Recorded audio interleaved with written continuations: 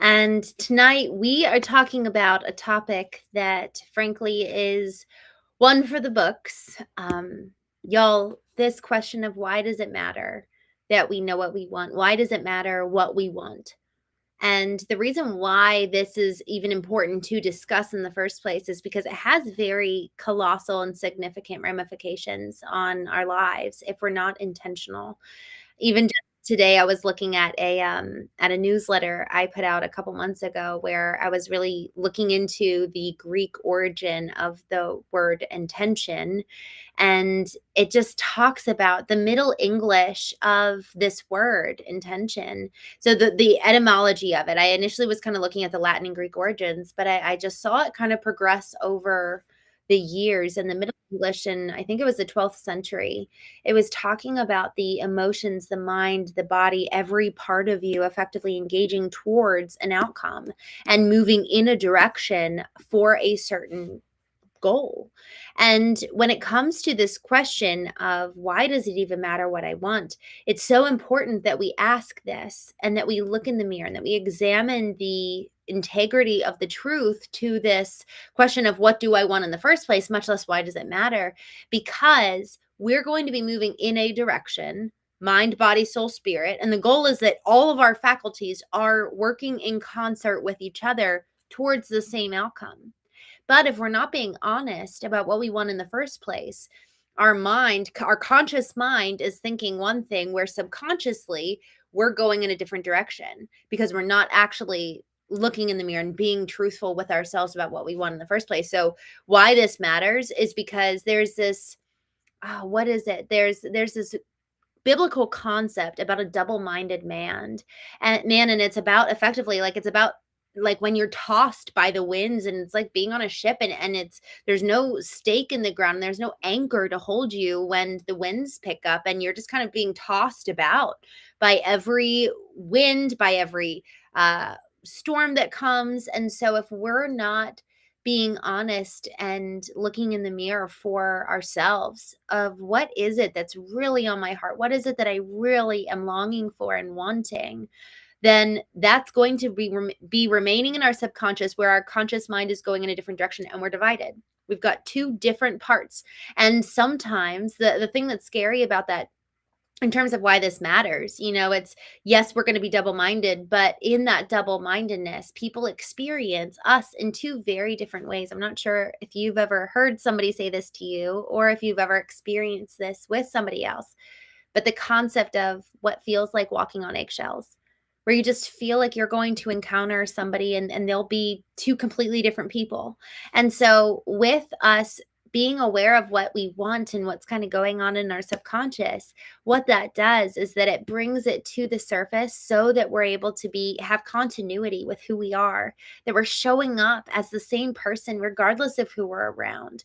We're showing up with consistency, with predictability, with reliability, and people can know that we're a safe place for them. When people start acting very differently in terms of, one morning you're going to engage them in one way and then the next day there's somebody so different, it kind of forces us to put our guard up. But so often a reason for that is because that person is not even being honest with themselves. So how can they be honest with you? And so this question of why does it matter what I want? There's the side of the integrity and the predictability for relationships. It's really important to kind of consider as well. Who do we want to be for those that we love? And so when we start thinking about this question of why does it matter? Why is it important? Another reason, frankly, is because you matter. What is going on inside of you, what is on your heart, is so indicative of perhaps even a calling that is yours, that's for your life, that is for nobody else to answer but for you. And it could be something small. It doesn't have to be this life-changing, big, catastrophic event, but something that's on your heart is so often indicative of something that we're actually supposed to be doing. And so if we're ignoring and kind of suppressing what we want or what are the longings of our hearts, we might actually be silencing something that really is the very thing which we were created to do in the first place. And so before I kind of keep chatting, I just wanted to check in on the chat. Good evening, Man in the Hat. I'm so glad to see you. Wayne, So good. So good you're here. And Wayne, it's fun. I'm glad I feel like we have a new friend here. I'm excited to get to know you. Man in the Hat, I'm listening, but we'll be out of the chat. Okay, well, we'll miss you. I love seeing you here. Also, for those of you, we are doing trivia night tomorrow night. I need to make sure that I set our timer, not set our timer, but create an event for that because we're going to be doing 90s, I think it's 90s movies trivia tomorrow night, which is going to be fun. So excited for that. Comic Flick Fusion, good to see you. Um, I love this. Been coming to your live stream to get more clarity and soul searching, but it's been really helping me.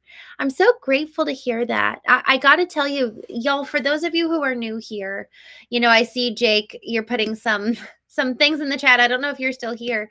But y'all, the reason why we get on and have the Knowing Show, there's a lot of reasons. So I'll pick three. The first is community. Really being able to grow together and be able to hear other people's experience. Experience is probably one of the biggest assets and bits of equity that you and I can have. What have we personally encountered that we then can be changed by as a result from, but also give to other people? Our experience is really, truly our greatest asset in so many ways. And so here in the chat, we get to learn from each other and we get to have that community. And actually, we're going to be kind of building out something a little bit more formal because I'd love to be able to literally see your faces and engage at a deeper level. So number one is community. And number two is growth. Comic Flick Fusion, you just said, I just love it. Like you've been getting more clarity and doing more soul searching. And y'all, you're worthy of being known by you. I existed for 20 years waiting for my knight in shining armor to come and know me and effectively deem me worthy of being known. And then effectively, I guess I was expecting him to tell me who I was because I never did the work. I never took the time to know who I was to begin with. And so when we're thinking about kind of the second reason of the Knowing Show, it's so that we do exactly what Comic Flick Fusion just said in the chat. We get to know ourselves. We get clarity on who we are, what we're called to do. Why are we here? Those are big questions. And the more clarity we have on them, the more we're actually able to take action as a result of who we uniquely are made to be. So number one is community. Number two is that soul searching and that clarity. And three is, okay, then it's time to take action. When we talk about effectively the experience that we have that we get to share in the community, it's an ongoing way where it's not just looking at the past, but it's present. It's in real time. Today, this is what I learned. It's forcing you and I to become teachers of our own selves, and then much less so be able to give to others.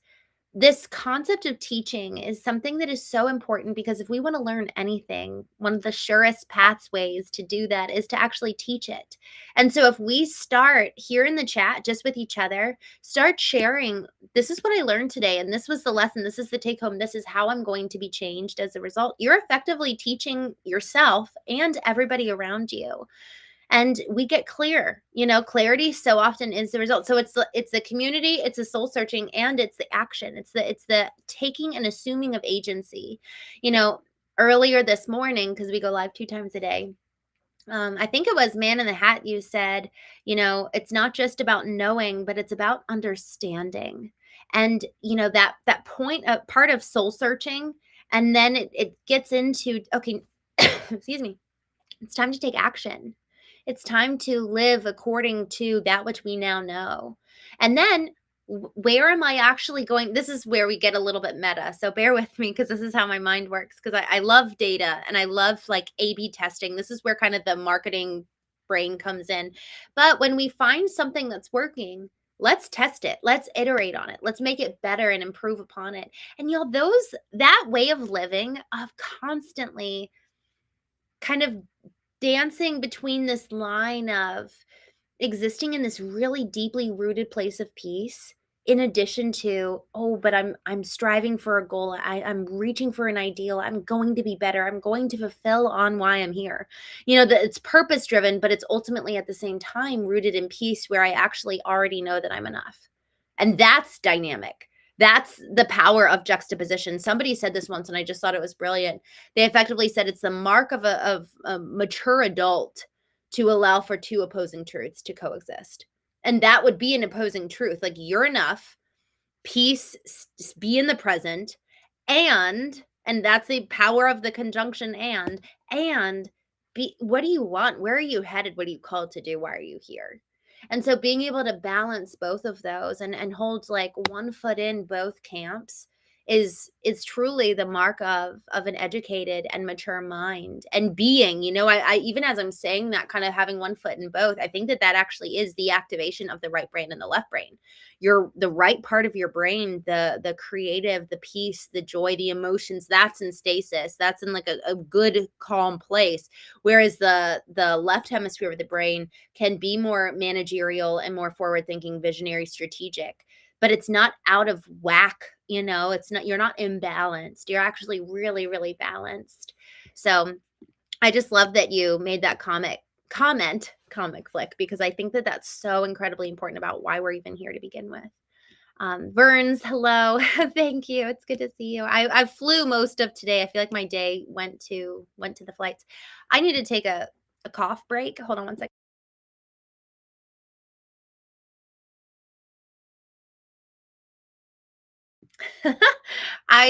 When was it? I guess Thursday, not this past Thursday, so I guess, gosh, was it 2 weeks ago?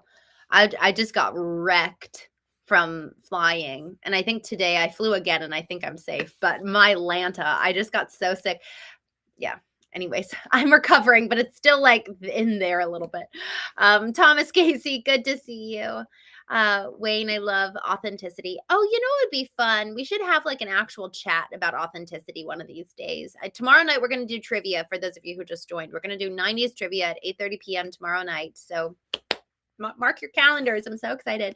And y'all, you guys inspired me. So because we've been having so much fun doing trivia, I'm hosting an event here in DC with my dad. That's why I flew in. And we're going to be doing a trivia night.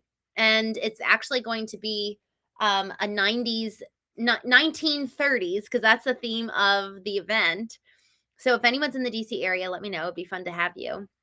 But everyone's dressing up 1930s themed. We're having like a live jazz band come, and then we're going to do trivia, a 1930s trivia. And it's been so fun to get to know the 1930s. So you all inspired me. Thank you for making life better. But yes, we should have a conversation about authority. Ooh, that's so good. Wayne says, let's ask why it's so hard to change. Talk about ego and pride. Ooh, what a word. Honestly, the ego and the pride piece, it's interesting with ego and pride. And I'm curious, I'd love to hear I'd love to hear everybody's opinion really fast. If you guys are up for this, can we do a quick definition check? Because here's the thing. If I'm saying the word ego and you're thinking of it in one sense and I'm using it in another sense, we're going to completely be missing each other. So I'd love to hear, how do you guys define ego? So I'm going to actually take a moment and just wait for you guys to put that answer in the chat, because that's actually so important. I've seen debates. I think it was, who was it? It was Jordan Peterson and somebody else. And they actually took every single beginning of their debate. They took the initial opening like 3 to 5 minutes to repeat each other's arguments and ensure that they were on the same page in terms of like engaging with each other. Because if you're not understanding terms, if you're not actually understanding what the other person is trying to say, how in the world can you articulate, or not even articulate? That's the goal, is to be able to articulate it. But how could you ever defend your position well enough to even be able to confront theirs, because you're just ships in the night passing? And then here's the other thing. Do we even want to know truth to begin with? And that's a mirror moment for all of us. Do we even want to know what's true, or do we want to be right? And that is like because if I want to be right, I'm actually not even going to ever be able to really listen to what the other person is saying, only ever for the purpose of strengthening my own argument. But if I want to know what's true and I want truth to win, then actually we can be on the same side. We're on the same team. My brother-in-law, the one who was killed by a drunk driver, he said that years and years and years ago to my sister. He would say, why are we fighting? We're on the same team. And it's just this foundational approach to life of, are we on the same team? Or are we going to be going at it against each other? Because if truth is the goal, then we can sit side by side on the same bench and examine this problem rather than you sitting on the other side, me sitting on one, and then we attack each other. So is truth the goal, or is the goal to be right? I love it. Okay. I am going to just check in here and see what you guys are saying about your definition. Ooh, I love this. Millie Medina. Good to see you. I have to see Freud's definition. Put that in. I'm excited to see what his actual definition is. Pride is a sin in one definition. Be a student of life and your ego will dissolve. Ooh, I love that, Ruben. Be a student of life and your ego will dissolve. That's so good. The shadow scoring to Carl Jung, Mark Crawford. I've heard, I think that's where people are talking about, oh gosh, someone talked about this, the shadow work. Okay, wait, I'm going to make a note for myself. My friend Mark DeGrasse needs to come back on here. Hold on. I'm messaging, can you invite Mark DeGrasse back on the show to discuss shadow work? Okay. Sweet. I just asked. Okay. So hopefully we'll be getting him back on here. I would love to dive into shadow work. So, Ed Mundell, thank you. I'm glad you're here. I'd love to hear your definition of ego. Oh, I'm so glad, Lendl Jr. It's good to see you. But yes, come back tomorrow for trivia. Sammy, oh, I'm so glad you're here. I've never seen you join in the evening, so this is so happy to see you. For those of you who are new, Sammy is a friend of the Knowing Show, and he joined us a couple weeks ago in the morning. We have a morning Knowing Show where we dive into a daily lesson in A Course in Miracles. It's about 15, 20 minutes, and honestly, it can kind of range anywhere from like 10 to 30 minutes, but usually it's around 15 to 20. And we just have a morning lesson, and it's really a time where we are cultivating our minds and our hearts and spirits. And it's like, okay, let me remind myself of what's truer than what the world says, how I'm feeling today, what is the superordinate principle. And it's kind of like that time in the morning where it's like, okay, I'm disciplining my mind. I mean, we go to the physical gym in the morning, and it's like, let's go to the mental gym and remind ourselves of what's true. And Sammy joined a couple of weeks ago, and actually the day that he joined, it was the anniversary of when he had a pretty bad accident and has been struggling with being a quadriplegic. And Sammy, even as I say that, that's not who you are. So struggling with that in terms of the physical sense. But man, Sammy, we all love you so much. And two, who are you? And I just would love, this question of ego. It is so easy to tie our ego to the external. I've actually, this question of ego it's so potent for every single one of us. I've had this thought, if my body and face and fingers and legs got mangled in a fire, would I, who would I be? There was this young man that I found. He's 23 years old. And Sammy, I thought of you when I saw him. He has no legs. He's missing an arm, and he has one finger. And he literally, like, with his one finger, he like lifts up his body and kind of like pushes himself because he's got no legs. And he's been on stages with Richard Branson and Tony Robbins, and he's 23, and he was just committed to not being a victim in his life. He was like, I am not going to be confined to what other people say about my body. I'm not going to be confined to my own physical, like literally physical limitations. And he talked about the discipline of the mind. And this is why the mental gym, the physical gym, yes, but the mental gym is so important going into the arena, because we have full power over our thoughts. We have full power over who we choose to be. And y'all, there's so many people that can be served and changed as a result of our choice. And that power of choice is so incredibly important. And so ego ego so often is that voice in our head, and it's like that the little angel on the shoulder that can really, really keep us stuck. Chief the medicine man, good to see you. Ego is a part of our personality that gives us confidence to do things outside of our comfort zone, but it shouldn't run your life because ego alone is not authenticity. What a good perspective. I love that. Um, and then here's what's so funny. This is why definitions were important, right? Because Mark says the ego is a part of you that keeps you from being your absolute best. It's the worst of your best qualities manifested. So interesting. I love this. I love these perspectives. Matthew says the part of the brain that mediates between the conscious and the unconscious.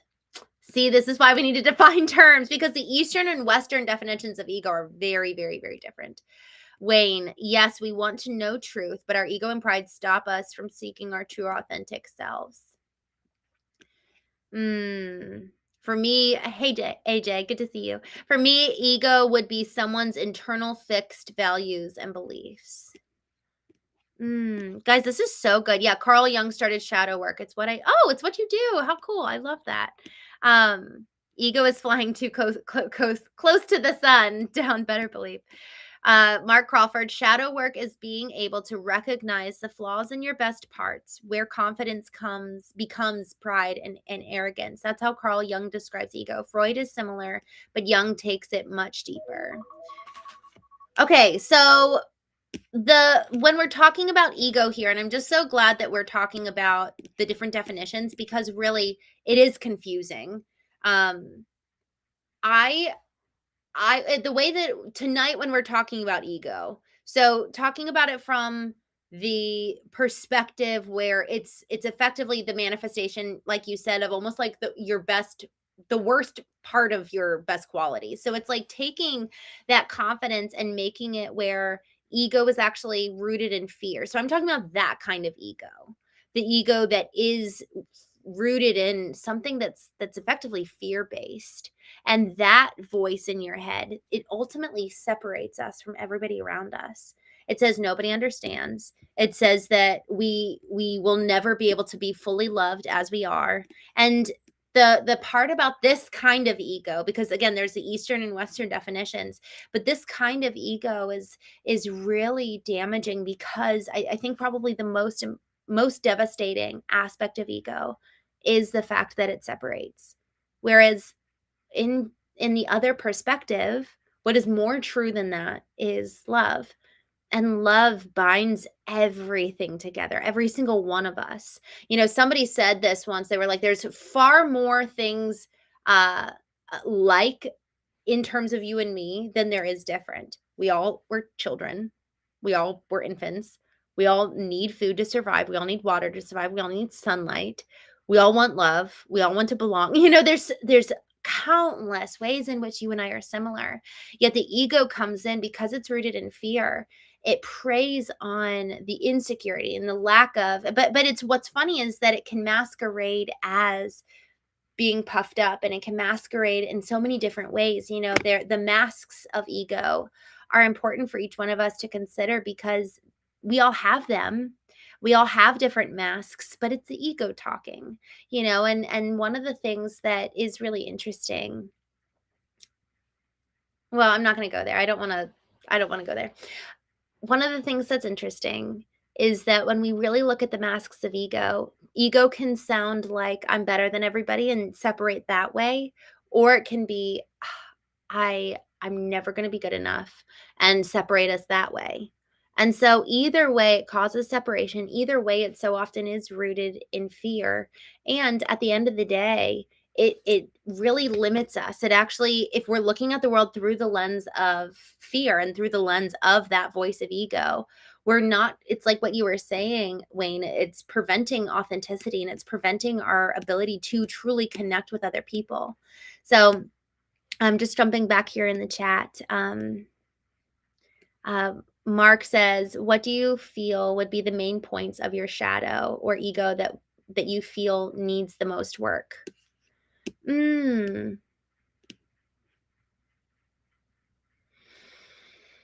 Well, when you say main points of your shadow, this is the way that I think of the shadow, and you tell me. And I, again, there's frankly, I could do a lot more study on Freud, Jung. Like I've done hardly any, so I'm not speaking about it from that perspective. I'm frankly just talking about it from the perspective of my experience. So I'd love to learn from you.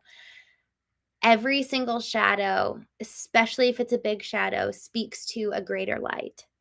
And so I was, for example, sitting across from my darling yesterday, and we were talking about how one of his greatest lights is also one of his greatest shadows. And it makes sense that the greatest light would cast the greatest shadow.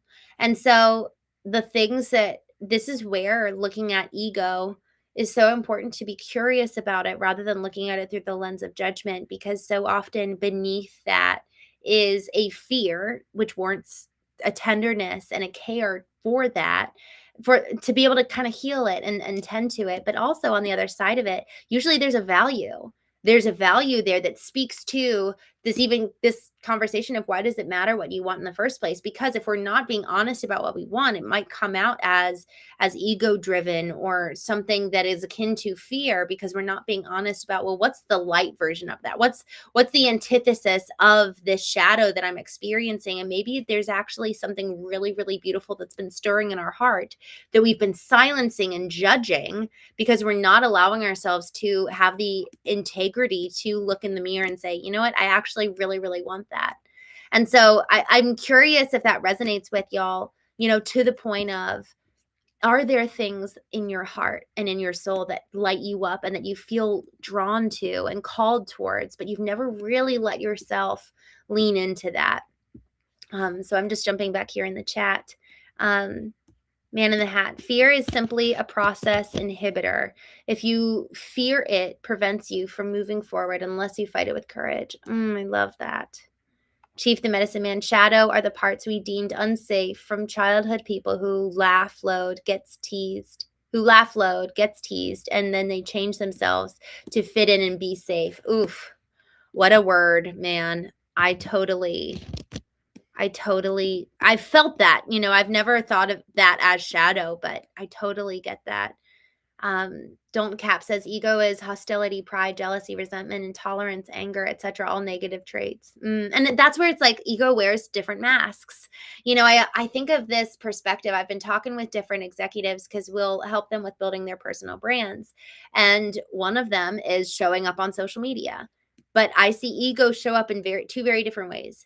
One is, oh, I'm so excited to kind of flaunt my stuff. So that's one side of ego. But then the other one is, it reminds me of the Pharisee who, in the biblical story, it's like the tax collector who's known as the sinner is like on his knees asking God for forgiveness. And the Pharisee is like, I thank God I'm not like other men. And so people who, the way ego can show up conversely to, I want to show up and have everybody know how great I am.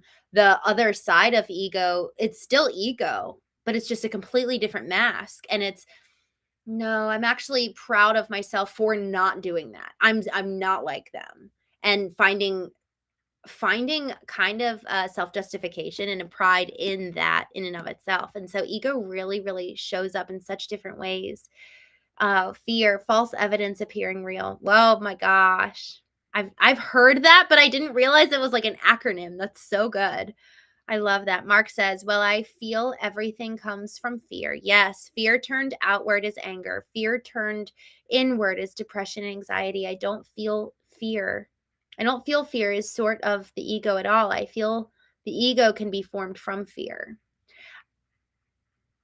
I've thought of fear as kind of the root of ego. But I'm really, so you said you feel the ego can be formed from fear. I think we're on the same page, but I could be wrong. I might just be totally missing what you're saying. But I love that fear turned outward is anger, fear turned inward is depression and anxiety. But I think that where ego can manifest in terms of separation is the fear of not belonging and the fear of people not seeing you, not loving you, and it's like those lies that can cause the separation in relationship. So I'm curious if I'm missing your point and I want to learn. So teach me. Kenny, I get in my classic. Oh, hmm. I don't know what you mean by that, but he says all is right with the world, so I'm glad. Um, Justin, I find myself fighting against this ego you just described daily. You know what's interesting? Ruben says ego is a tool for the body to create an identity it can recognize. I'm pinning this for everybody. Ego is a tool for the body to create an identity it can recognize. Y'all, this is so good. Ruben, I love that. It's really, really interesting because man, there's a lot here. Are we Are we willing to not just do the work, but are we brave enough? Do we have the courage, to use your word earlier, do we have the courage to look in the mirror and acknowledge the identity that is currently there? And there's layers of identity, right? I'm not talking about the identity of like who you truly are, who you were created to be, but like the current layers of identity that we've put on, ego being one of them.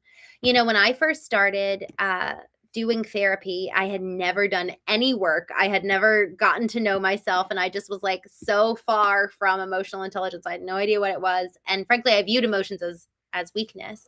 And so in my kind of pursuit of therapy, and actually I started therapy to heal from my brother-in-law's death. That was like the first real reason why I started. And he took me through this therapeutic process called internal family systems, where effectively we have different parts. But there's our core self, like who God created us to be, who we were uninhibited by the world around us. And there's the different parts are there's one, the wounded part, in addition to the true self. So there's the true self, the wounded part.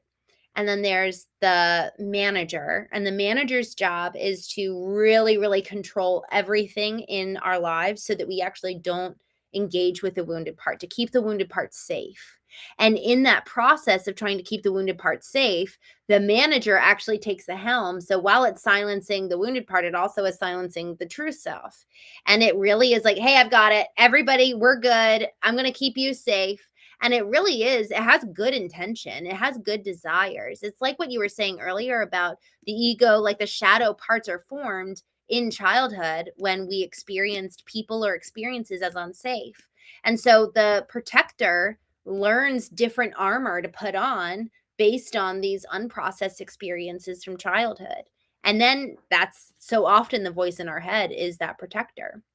There's also the firefighter part, which is the part of us that picks up our phone anytime we're feeling upset and we want to distract or we're in a fight, and we turn on the TV or we turn on music or a podcast to avoid dealing with the issue at hand.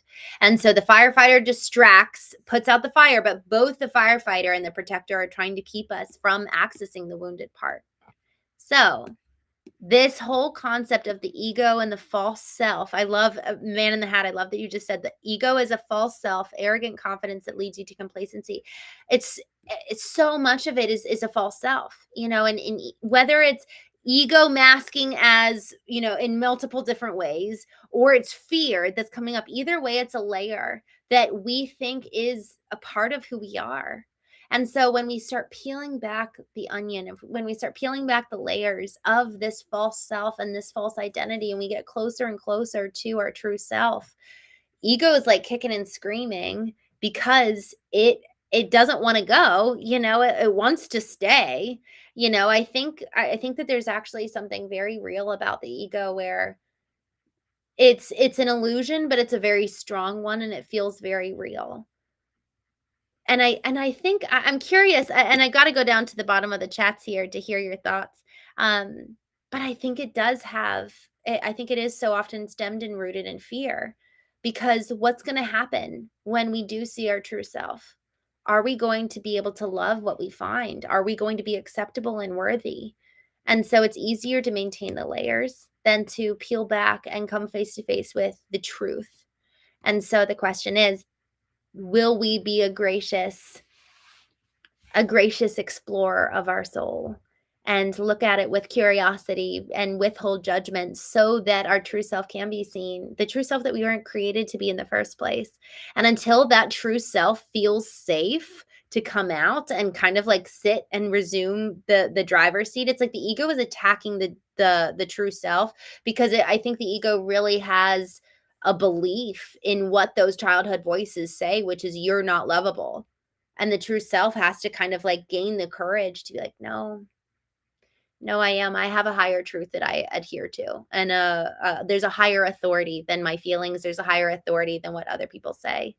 And y'all, this is a very real thing. The narratives that other people say to us, they have so much power over us until we do the work to contend with them. And the work so often can look like pulling those narratives and putting them into the limelight and actually intentionally confronting them and saying, you know what, for me, one of those narratives was some things my former husband said. And I had to shine the light of truth on them and say, you know what, you said this, this, and this. And I actually believe that God holds a different opinion over me. And I hold a different opinion over me too. So I'm not going to let what you say rule my life and rule how I show up and the value that I think I bring to the world. Just looking down here in the chat. Oh, Chief, the medicine man. I love this. We got to integrate our shadow. If not, we keep getting triggered. That's so, so, so good. It really is so true. Then the things that trigger us have power over us. The people have power over us from the past. The experience that we didn't process and heal from has power over us. Others can have the same, but manifest as passive, like creating shyness. For me, it creates boldness and arrogance. Interesting. Yes. Ego. I hear what you're saying. Like it really does manifest in so many different ways. That's such a good point.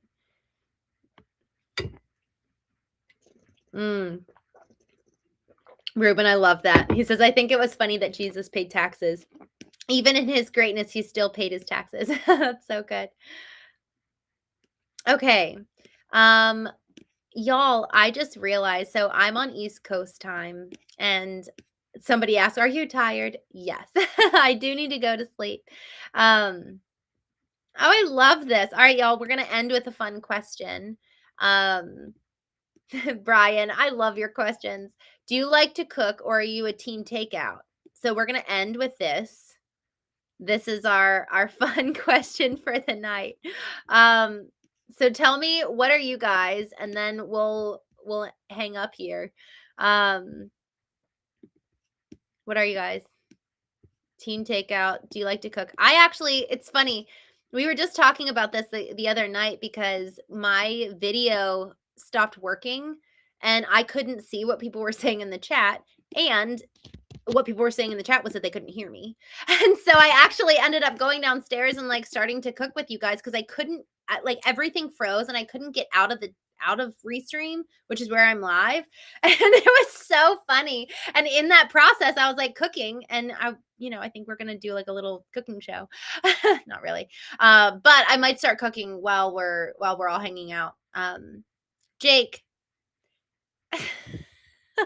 Jake. I'm sorry you feel that way.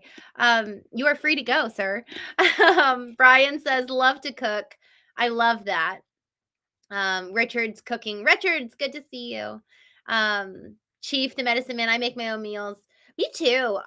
Although I will say when I do go out or get takeout, I really like eating something that I don't cook like a pho. Like I've never made pho. That just sounds so overwhelming to me. Like so many things. It's going to take forever. Maybe not, but it looks complicated. So I would rather go out to eat something very kind of elaborate or difficult to make. But man, if I'm just going to go out for a steak dinner, like I'd rather make that at home. But home chef, I love that. That's cute. 𝐥𝐤𝐲𝐿𝐤. I'm actually not married anymore. So, I love it. Byron says truth or dare, but I'm a little bit nervous about what you're going to say. So you can put it, well, I don't know. Maybe we'll play that game tomorrow after trivia. Okay, guys, we're going to do trivia tomorrow, 8:30 p.m. Eastern. We're going to do 90s music trivia, which is going to be so fun. And I can't wait. So Yay, I'm so glad. Creamy chicken Alfredo, holy crap. Ugh, so good. Um, Seafood pho, man, that sounds so, so good. Ruben, you're a gem.